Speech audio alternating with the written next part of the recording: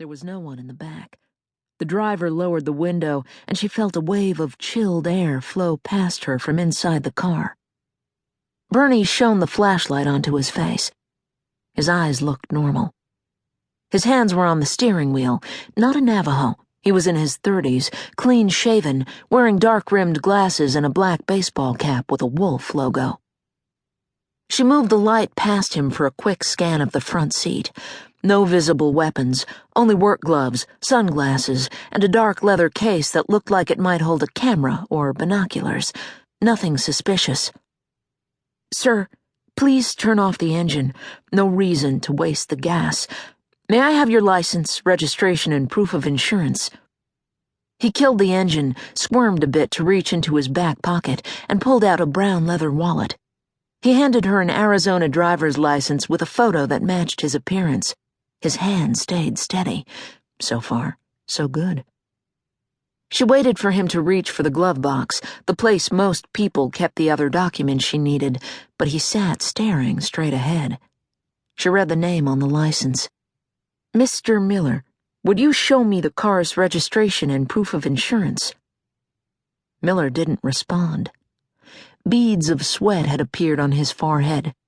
He gripped the steering wheel so tightly that the veins on the back of his hand stood out. Both her training and her intuition told Bernie to proceed with care. She spoke louder. "Mr. Miller, my camera here is recording our conversation.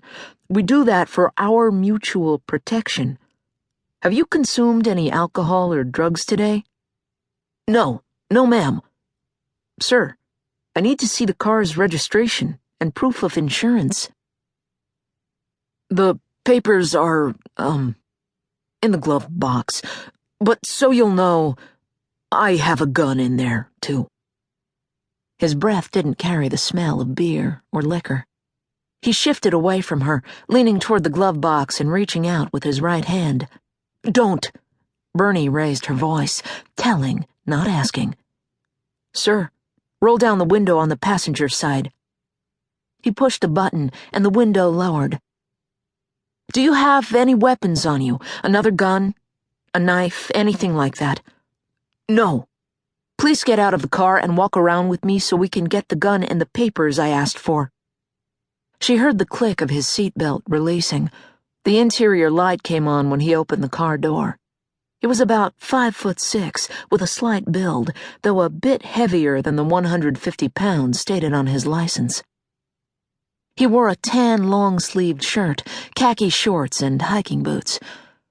The man walked ahead of her around the front of the car to the passenger side, the light from her headlights helping them negotiate the rough dirt on the shoulder. He moved without any swaying or wobbling, no obvious signs of impairment. "Is the glove box locked?" "No."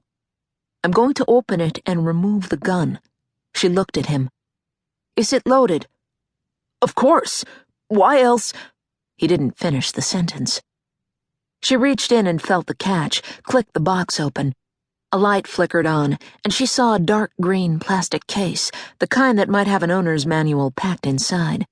The gun lay next to it. She removed it and left the compartment door open. "Mr. Miller, it is illegal to have a loaded gun in a vehicle on the Navajo reservation." He shrugged and said nothing. "Now I need you to get the papers I asked for." He reached for the case, opened it, and handed her the insurance card and registration. "Please sit back in the car for a moment." She could see well enough in the headlights to tell that Mr. Miller's name was on the documents and his insurance was valid. She went to her unit and called in the updated information. Because of the drug bust party, the system was operating at maximum efficiency. She waited only briefly to discover Miller had no outstanding warrants. The Chevy was registered to him, too. Good, she thought. Just a guy speeding on a usually empty road on a night when a cop happened to spot him. But his silence and his nervousness bothered her. Bernie walked back to the sedan. If things went as she expected, she would return the gun with a stern warning about speeding, or maybe a speeding ticket, depended on his attitude. She handed him the car.